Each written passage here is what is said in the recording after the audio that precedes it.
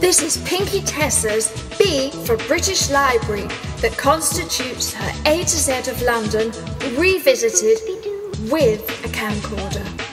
The British Library is situated on the southern border of Somerstown, right slap bang on the Euston Road. The library's neighbour to the west is the Shore Theatre, hidden from the main road by the hotel, whatchamacallit. To the east is the immensely impressive St Pancras station, with hotel frontage in matching red brick attire.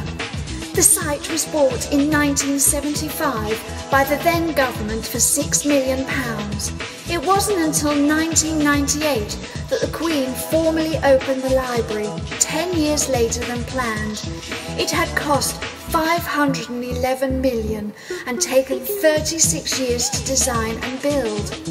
Queen Elizabeth II described the controversial, modernistic building as remarkable. One of the functions of the British Library is as a place of reference, where daily a ton of people queue up outside prior to 9:30 AM to access the various resources. Like all libraries, you have to get a reading pass or ticket. Information is also accessible online, where there are about 6 million searches each year, whilst only 400,000 people actually visit. It is difficult not to get bogged down in long lists when dealing with the contents of the building. Frankly, I nearly keeled over with boredom. The B Library receives a copy of every publication produced in the UK and Ireland. Basically, anything published on paper and it'll end up being stored.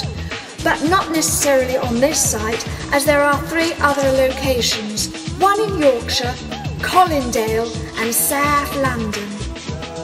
If you are desperate to read the Magna Carta, you're in luck. Look no further.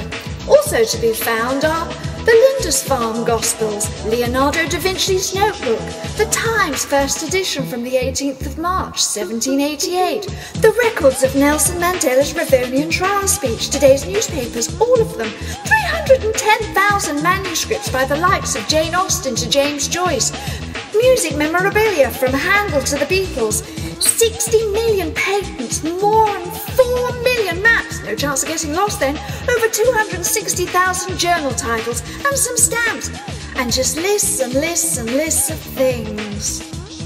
In consequence, to hold all this stuff, the BL needed to be the largest public building constructed in the UK in the 20th century. It's frankly huge. You could get lost in there and possibly never be seen again.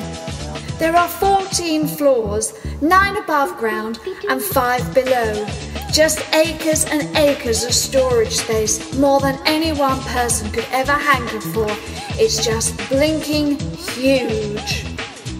Colin St. John Wilson designed the library, including the piazza, which some consider unremarkable, and mayhap a landscape expert should have been better employed. There are plants in the courtyard, but they are arranged in such a manner which leaves one wondering where the hell they are. The overriding impression of the outside area mirrors the main building, hard and angular. The standout item in the piazza is a bronze statue of Sir Isaac Newton, dressed in what looks like a Roman centurion's outfit. He's sitting on something that looks suspiciously like the toilet, and he's bending over, measuring the immensity of the universe with a divider.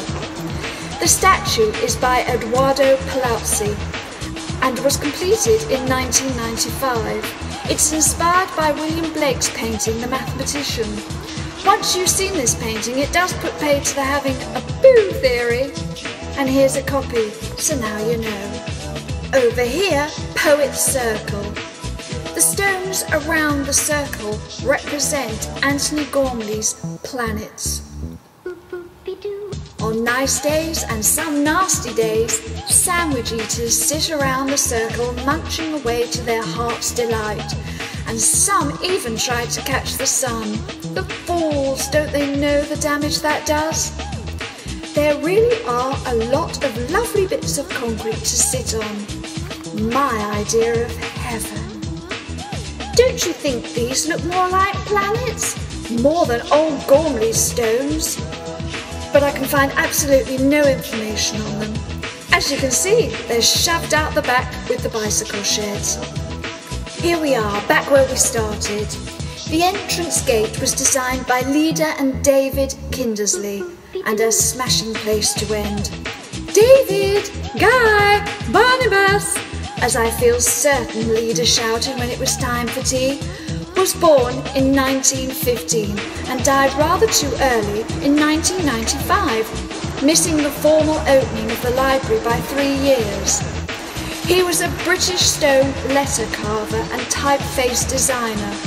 If you've ever sat about wondering who designed the Octavian font in 1961, it was no other than our David. Leda Lopez Cardoza was David's third wife and survived him. This has been my B for the British Library.